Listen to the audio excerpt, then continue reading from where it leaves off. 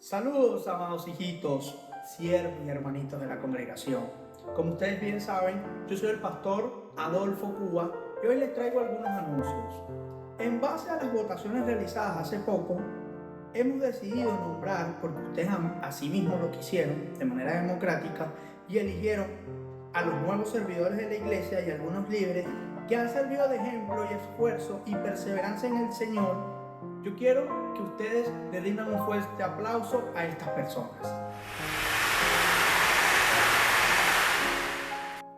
Pero también quisiera darle otro anuncio, un anuncio muy importante. Hay un hombre que siempre me ha apoyado y que yo veo que tiene una unción muy grande y tiene muchas capacidades que quizás no las muestre y parezca descarriado por su testimonio, pero él va a cambiar con el apoyo de nuestras oraciones y el apoyo de este pueblo, de estos hijitos ministeriales que yo tengo acá. Yo quiero que reciban con un gran aplauso a este que va a ser el líder principal, que yo le voy a transmitir esa unción. Yo creo que reciban con un gran aplauso a mi hijito Adolfito Cuba.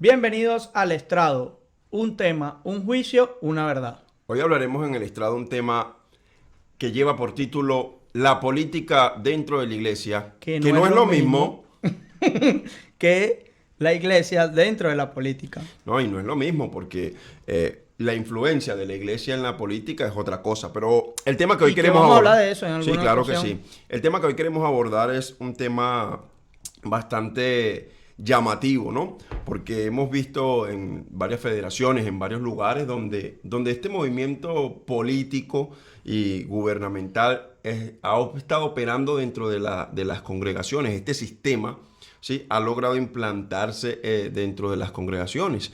Y es porque no entendemos lo que es el reino de Dios, lo que es el gobierno de Dios. Porque cuando entendemos que es el gobierno de Dios, cuando entendemos que el gobierno de Dios es un poder, su autoridad, todo su dominio sobre lo que Él está gobernando, podemos obrar bajo sus decisiones, bajo sus mandatos. Pero cuando nosotros queremos hacer las cosas a la manera que nos place y no a la manera de Dios, buscamos aprobación y buscamos compañía, políticamente hablando, para poder obtener un resultado, como se ha hecho en la sociedad. También lo hemos traído dentro de la congregación. Y no es muy ajeno el concepto de reino con el concepto político, ni el concepto de gobernar con el concepto de iglesia.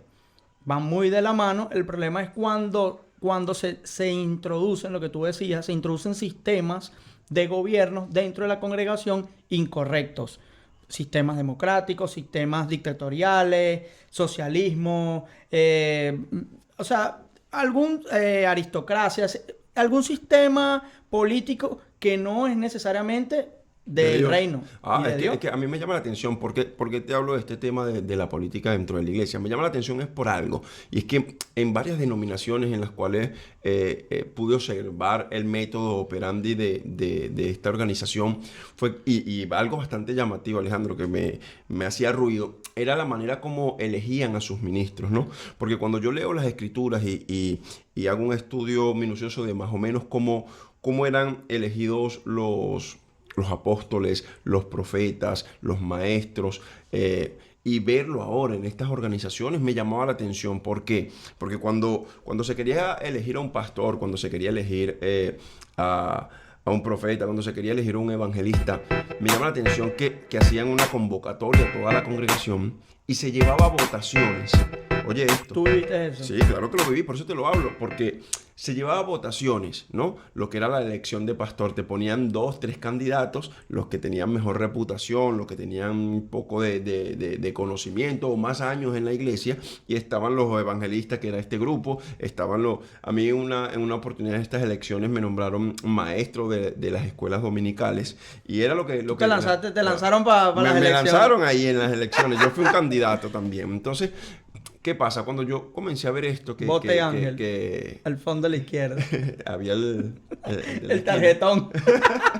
No, entonces escucha, para poder darte la idea. Entonces, ¿qué sucede? Hacían votaciones a medida de que el que sacara mayor voto, mayor puntuación, era el que era electo pastor. Venía el pastor distrital y podía decir, bueno, en las votaciones ganó X persona y por eso es elegido pastor. Entonces tú dices, ¿dónde está el Espíritu Santo? ¿Dónde está el llamado de Dios? No, era porque el pueblo quería tener un pastor conforme a sus necesidades, o sea, como ellos querían. Y esto me lleva a la historia de Samuel. O sea, si yo hubiese querido, ya vas a contarme la historia, si yo hubiese querido hackear el sistema eclesiástico en ese momento, me traigo a 10, me traigo a 20 personas que consigan la calle y le digan, mira, este día va a haber votaciones, por favor, para que voten por mí.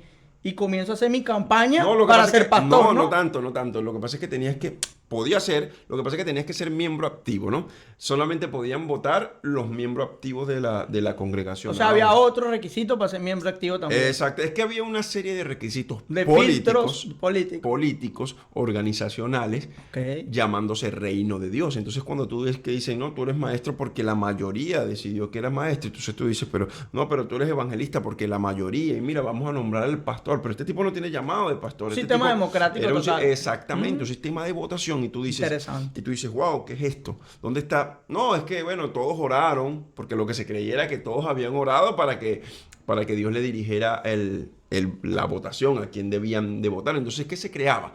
El grupo que estaba con el primer candidato, el grupo que estaba con el otro, y siempre había esta riña y estas divisiones, que es lo que vemos en la política, cuando está la izquierda hay una oposición, y la de la derecha. Entonces, tú dices, ¿qué es esto? ¿Dónde queda Dios? Entonces, cuando vemos cómo funcionaba en la Biblia, cuando nombraban a un apóstol, por ejemplo el caso de Pablo, donde dice que estaban en la congregación, habían profetas, maestros, estaban en oración, y de repente el Espíritu Santo vino y los comisionó, y ellos impusieron las manos y le dieron la unción, el llamado, y lo comisionaron, el llamado que Dios le había dado.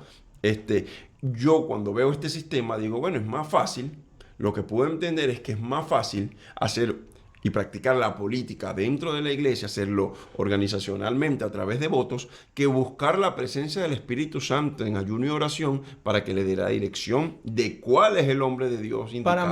Para mí el sistema democrático es totalmente populista, porque es lo que diga el pueblo. Entonces, ¿qué pasa? Tú le dices a una persona que quizás no esté capacitada, y hablo de capacitada en todo sentido, hablo de manera educativa, hablo de manera espiritual y en otros factores. Y esta persona tú le das la responsabilidad de elegir a un representante de Dios que va a dirigir un redil. Tú le das a esta persona la responsabilidad que le debe corresponder a una persona que tiene esta autoridad delegada dentro de la congregación, llámese pastor principal, llámese superintendente o todos los títulos que hoy día están. Ok, pero yo creo principalmente que el llamado lo da Dios. Es lo que creo, ¿no? El que capacita es el Señor. Ahora lo confirma a través de sus ministros, de los hombres que Él ha comisionado, como los profetas, los maestros, los pastores, que Él tiene allí para este trabajo, para la edificación de la iglesia, y Él va a respaldar este llamado. Ahora bien, cuando lo hacen porque el pueblo quiere, no, ya nos cansamos, porque es peor cuando notas que 3 años dura el pastorado de un ministro. Dura el mandato 3 años. Claro, entonces hay que cambiarlo cada 3 años, y bueno, si lo está haciendo bien, el pueblo te va a reelegir. Lo mismo que vemos en la política, y si no lo está haciendo bien, pues entonces habrán otros candidatos donde el pueblo podrá decidir. Entonces me lleva a mí a la historia de Saúl, de lo que le pasó a Samuel. Samuel le dice, mira, es que este pueblo está pidiendo un rey.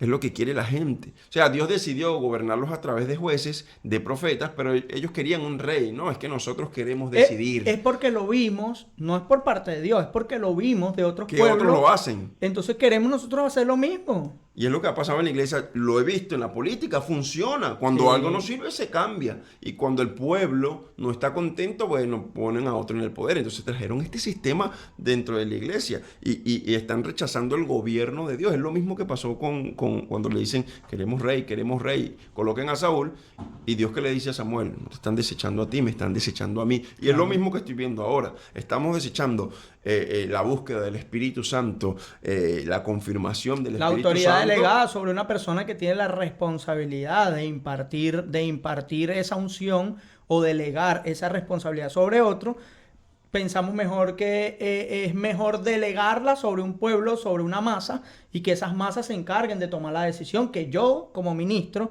debería de tomar. Pero ahora, ¿el reino de Dios es democrático o es teocrático? ¿Por qué? Teocrático. Porque yo creo que en este reino hay un rey, valga la redundancia, y este rey rige las normas, este rey dice las directrices, nos guste o no. ¿Sí? Tiene una constitución, que es la palabra de Dios.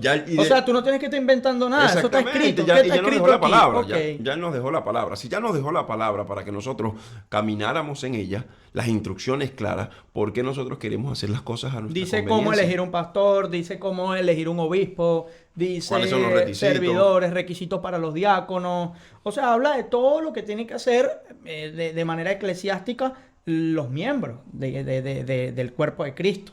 A mí me llama la atención que este funcionamiento sea más respaldado que cuando viene un hombre de Dios, que cuando vienen hombres de Dios que están en una búsqueda, que están en ayuno, en oración y dan una palabra. No, es que él no tiene las capacidades, porque a veces juzgamos a la persona por las capacidades que yo pueda verle. Y ni Verle siquiera, en ese momento. y ni siquiera exactamente, porque si a mí me dicen que David va a ser un rey, yo lo veo pastoreando ovejas, yo digo, pero es que este tipo no tiene formación militar, este tipo no tiene conocimiento de gobierno. Entonces, es lo que pasa. Samuel fue y dijo, oye, este tiene el porte, este tiene el porte, este tiene el porte, este no tiene el porte. ¿Pero por qué pasa? Y Dios le dijo, yo no estoy viendo apariencias. Yo no veo lo que tú ves, exactamente. Entonces, ¿qué pasa de nosotros? No queremos ver a la persona. No, es que yo veo que este hermano viene todos los días a la iglesia. Este es un hombre de buen comportamiento. Eso también lo puede hacer un impío, un espía de Satanás. También lo puede hacer cualquiera. Conductas morales no me certifica a mí que él tenga un llamado de parte del Señor. Ahí entonces donde llega la meritocracia, donde yo le doy el poder, o donde yo le delego una responsabilidad gubernamental a un miembro de la iglesia basado en capacidades, en talentos, en dones, en lo que esta persona pueda demostrarme en un momento dado. Yo le digo, bueno, entonces esta persona va a tomar el poder. Porque es que tú eres una persona capacitada. Y ojo, yo no estoy en contra de la capacitación. Yo estoy a favor 100% de que la persona se capacite.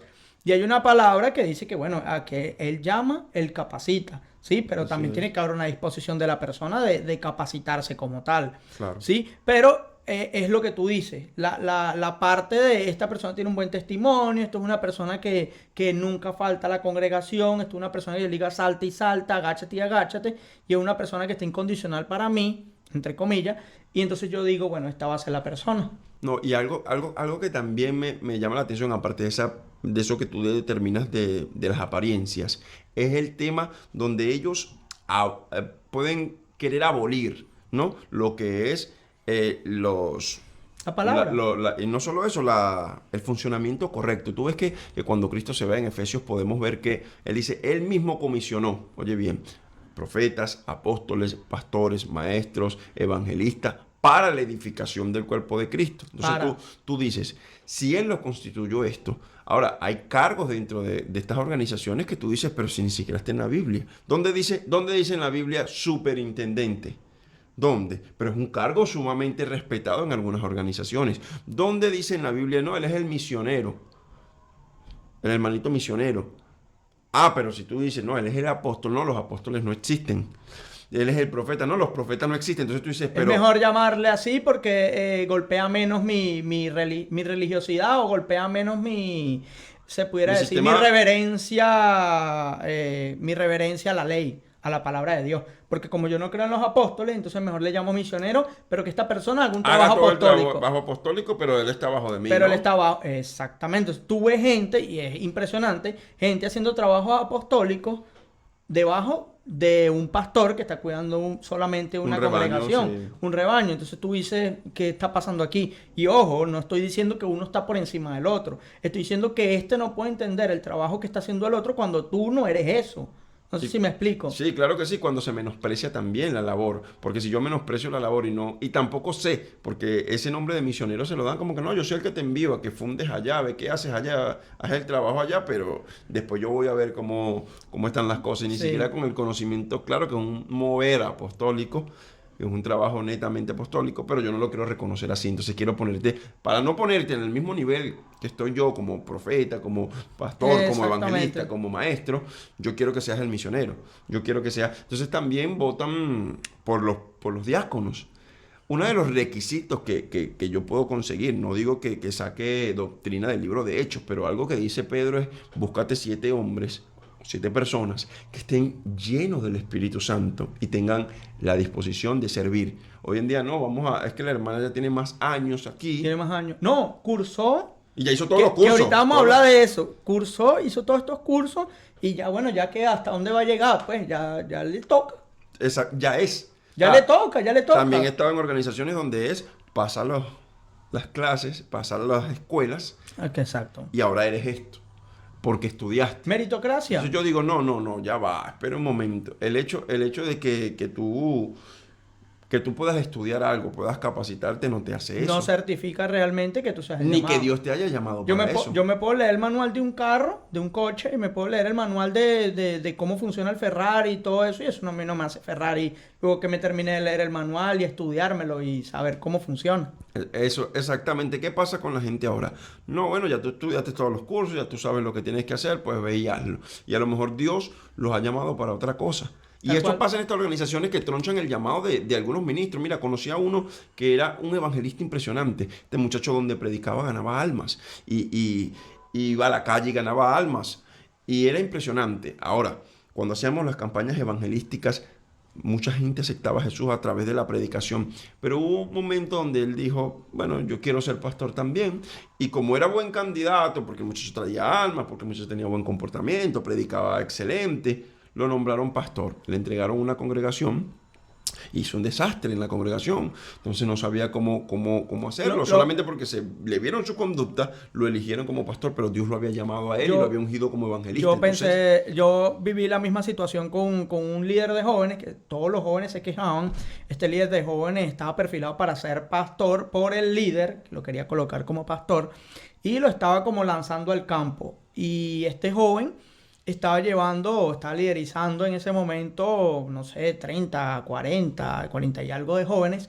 Y todos los jóvenes se quejaban y me decían, pastor, él no nos llama, él no nos visita, él no está pendiente de nosotros le pedimos consejos, lo que hace es reírse y tal.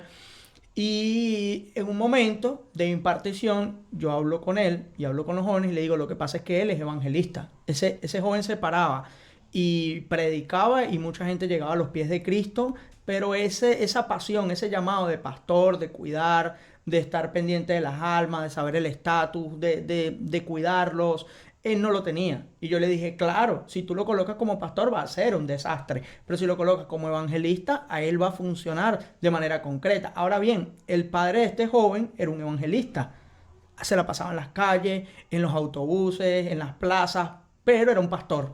Entonces yo digo, ¿qué está pasando aquí? una mala Como el organización, pastor, un mal una gobierno, mala una mala organización, gestión. es que como el pastor es el que está de turno y ese es el llamado que se le da al ministro cuando ya tiene algún tipo de fruto, pastor, Ya eres no, pero es que pastor. es por la confusión también que hay en el gobierno de la iglesia. Exactamente. ¿Por qué te digo? No se entiende lo que habla Efesios. Es que yo nunca he entendido por qué cuando el Señor da estas instrucciones y organiza los ministerios y los nombra a todos por igual para la edificación de una iglesia, me doy cuenta que ahora hay una figura principal y un solo ministerio, el cual predomina y es autoridad de todos los demás, y quiere él llevar todo el gobierno y las decisiones tomarlas él y hacer las cosas como a él le parece. Entonces me parece En este caso, disculpa que te interrumpa, se está agarrando es el apóstol para hacer este trabajo.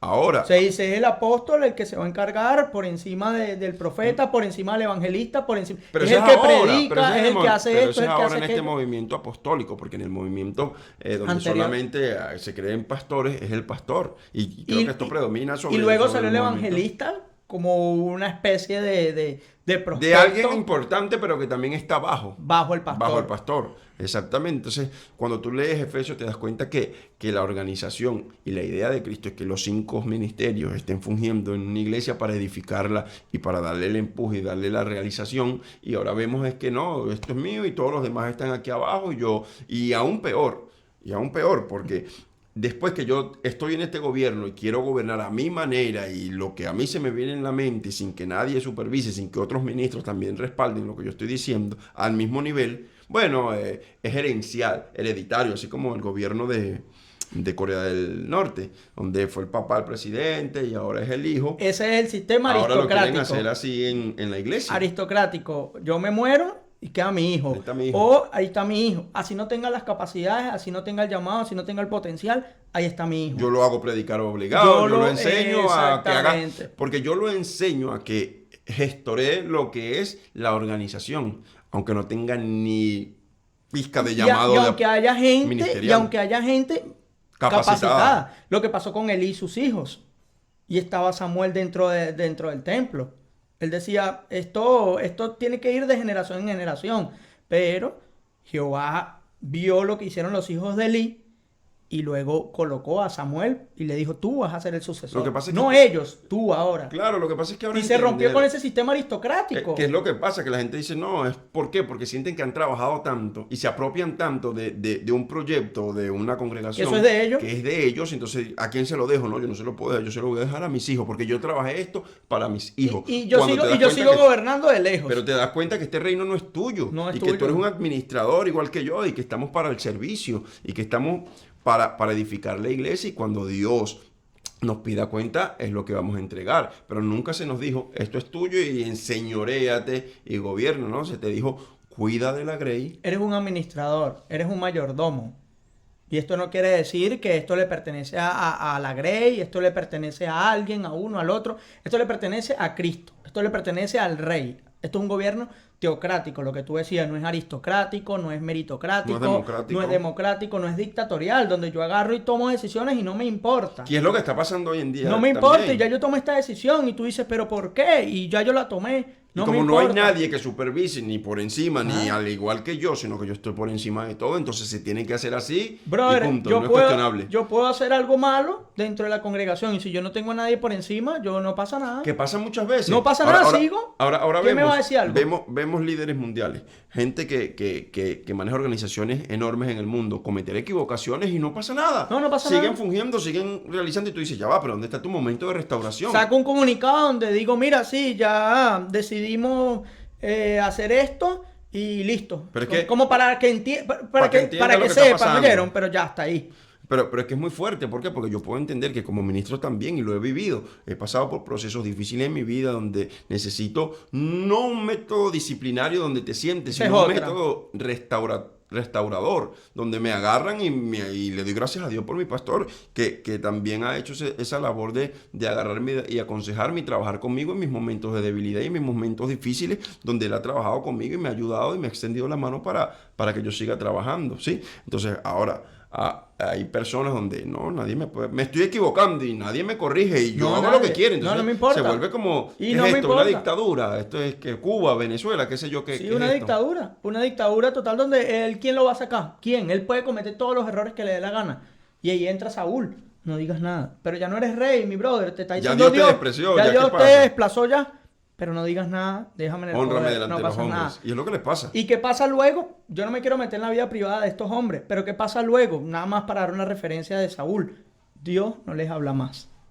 Y ellos comienzan a gobernar bajo sus propios criterios y bajo sus propios... ¿Qué pasa? Lo que ellos consideren. Y se empiezan a mover en los dones. Empiezan a moverse en los dones. ¿Por qué? Porque los dones son irrevocables. Claro. Se empiezan a mover en el profesionalismo. ¿Por qué? Porque ya sé qué hacer, ya sé qué decir. Y hay Ya tengo una fama. rato donde Dios no te habla, donde no hay palabra fresca, donde no hay dirección. Pero, sin embargo, sigo fungiendo como autoridad, la gente sigue llorando, siguen los cultos. Eso pasaba en el periodo intertestamentario. No hubo palabra de Dios desde el tiempo de Malaquías hasta ya está Mateo, casi 400 años de silencio. No hubo palabra de Dios, pero los cultos seguían.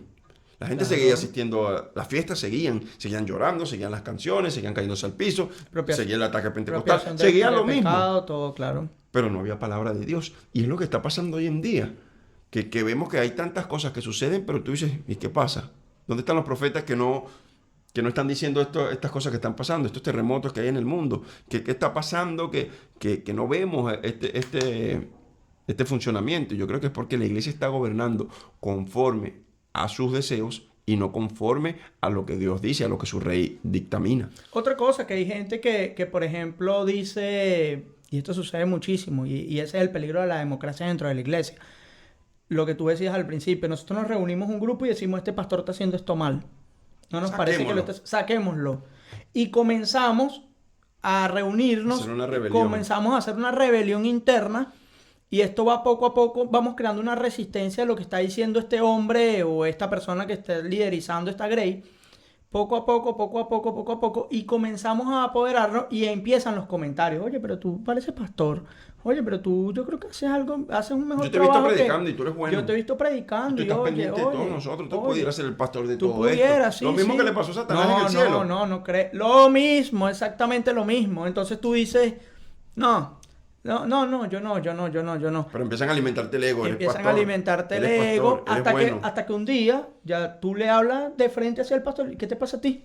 Tú estás haciendo las cosas mal, no sé qué. Y ya tú vas con toda la rebelión armada, ya tú vas con todo, porque ya tú tienes un pueblo que te respalda. Y ahí es donde entra la división de la iglesia. Se va uno por una parte. Se va uno por una parte, se va otro por otra parte, porque unos consideran que no deben dejar y es porque lo han contaminado también. Exactamente. Entonces, ¿sabes qué es lo peor del caso? Que estas personas que se van como llaneros solitarios, aparece alguien y les dice, no te preocupes, tú eres pastor, yo te voy a colocar ahora con esta división. Sin saberlo. Oye, sin saber que él viene de una división. Eso lo he visto muchísimo. Sin saber que viene de una división, lo agarran, lo ungen de pastor, otro ministro que Dios le dijo, solamente porque tenían 30, 40 personas que tienen a su cargo, sin saber qué ha pasado. Y obviamente esta gente es persuasiva. Esta gente le dice, mira, nosotros tenemos tantas personas, diezman tanto, son manipulados, tenemos ya un lugar, ya tenemos un local, ya mira, tenemos todo esto, para ver si nos pueden pastorear, o bueno, o yo los estoy atendiendo. ¿Y dónde está el discernimiento de espíritu? ¿Dónde está la guianza y el gobierno de Dios? Amén. Y en decir, no, pero es que ustedes vienen de una división.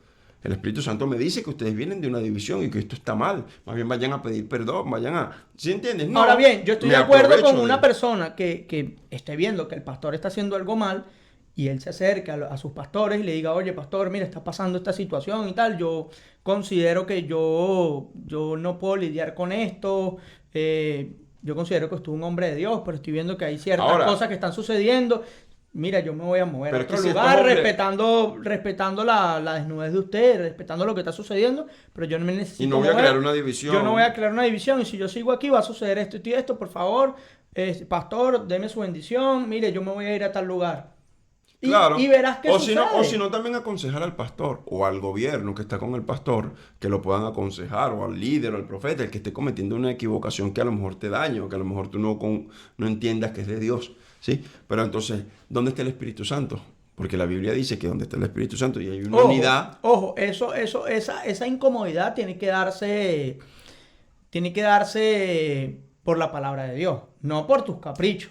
La mayoría del tiempo no es porque por tus caprichos o por lo que yo considere que está mal. Bien, exactamente. No por la palabra, lo que yo considere. Mira, hay gente generación en generación lo que me han transmitido como es. Exactamente. Tú lo haces diferente y yo te digo, hay gente que te va a juzgar porque tú usas chores cortos.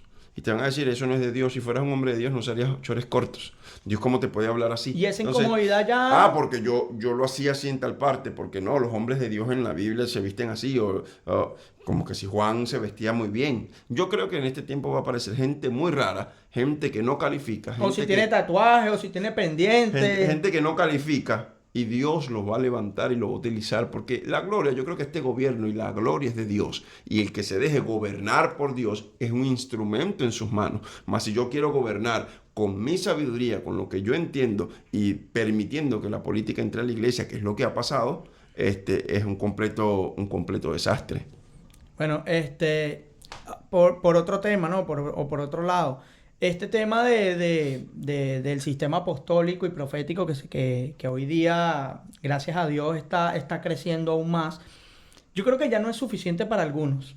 Y ahora se están creando nuevas figuras, que lo hablábamos tras cámaras, que ahora va a aparecer el cuarto ser viviente y va a decir, ahora yo soy el cuarto ser viviente. Y tú ves gente con nombres o gente con, se podría decir, con llamados y con títulos que no ejercen esos títulos. El superapóstol que no hace un trabajo apostólico. El profeta que no hace un trabajo profético. Pero ahora te das cuenta del corazón de la gente. El evangelista que no hace un trabajo evangelístico. Te das cuenta del ya nadie corazón. le gusta ser maestro. Pero escúchame, ya nadie le gusta ser evangelista. No está muy de moda. Eso no está rankeado ahorita. Ahora ser evangelista, eso no está rankeado. ¿Para qué? ¿Ganar almas? No, yo creo que si yo soy el apóstol ser y me pongo el traje...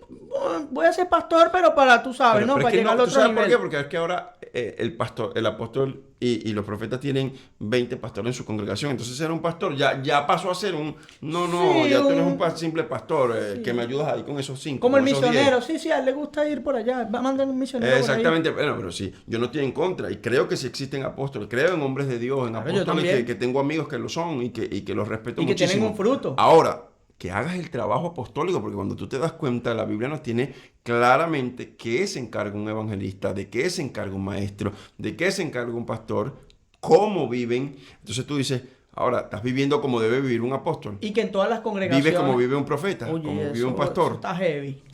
Y que en todas las congregaciones debería existir un ministerio quíntuple. Yo creo en el ministerio quíntuple. Los 5 ministerios donde me diga, oye, el profeta, mira, ¿qué vamos a hacer? Vamos a gobernar así. Yo me siento con mis ministros y yo, como apóstol, o yo como pastor de la congregación encargado, digo, mira, vamos a hacer esto. ¿Qué hacemos? Profeta, ¿qué dice el Señor? Profeta, vamos a tomar esta decisión. ¿Cómo lo implantamos, apóstol? Necesitamos ganar almas, evangelista. ¿Qué propones?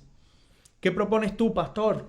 ¿Cómo podemos hacer este trabajo? Maestro, todo esto que estamos realizando, ¿qué dice la palabra de Dios referente a todo lo que estamos haciendo? Esto que está diciendo el profeta es bíblico. Y cuando tú tienes ese equipo, es como un coche. Dame la jurisprudencia, ¿qué dice la palabra o qué ha pasado antes? ¿Y qué ha pasado? ¿Por qué no hemos abarcado tanto? Porque andamos rodando con un coche con 3 ruedas o con 2, ni siquiera tenemos las 4. Entonces tú dices... Si nosotros logramos establecer este pensamiento y que el gobierno es de Dios, no un gobierno, vamos a salir de paso, vamos a ver qué hacemos, qué decide la mayoría, a ver si les gusta. ¿Por qué? Yo creo que hay que volver a la oración, yo creo que hay que volver al ayuno, yo creo que hay que volver a la búsqueda donde el Espíritu Santo y el Rey de Reyes gobierne y podamos funcionar según lo establecido y según lo que Él quiere. Ahora se creó el movimiento hombre apóstol, mujer profeta. Hombre apóstol, mujer profeta. Hijos pastores, pero fungiendo para apóstol. Luego subo yo a obispo y luego sigue el apóstol. La aristocracia. No es por llamado de Dios. Y yo los estoy metiendo a la fuerza y pueden estar haciendo un desastre mis hijos, pero yo los quiero meter a la fuerza en el ministerio, como se dice. Y no está mal. Pero dale el llamado que Dios le dé. Dale el llamado que Dios le dé. Y si hay gente más capacitada, gente que tenga el llamado, súbelo. Y capacítalo, porque este negocio, explota el potencial este reino que tiene. No es tuyo. Entender que este reino no es de nosotros. A los pastores que nos pueden escuchar, a los apóstoles, profetas, los evangelistas, este reino no es de nosotros. Creo que este gobierno debería ser gobernado por el Rey de Reyes y nosotros y con un propósito. Seguir sus instrucciones en amor, en obediencia, para ayudar a edificar el cuerpo de Cristo. Eso es lo que creo. Dale tu recomendación finales a... Bueno, para mí la política dentro de la iglesia yo pienso que está muy mal. Ahora, yo particularmente pienso que la iglesia en la política es otro asunto y que lo vamos a hablar más adelante y que yo considero que de una u otra manera nosotros sí debemos ser influencia en una sociedad o en un sistema político que está allá afuera donde se gobierne Dios juntamente con el hombre de Dios, ¿sí? Y que se implante ese gobierno de Dios acá en la tierra. Sí, es muy diferente a lo que estamos tratando hoy, que es la política, este mecanismo que se ha traído dentro de la iglesia. Creo que debemos de retroceder sí, unos 2000 años atrás y volver a funcionar como era la iglesia primitiva, con ayuno, con oración y con dirección del Espíritu.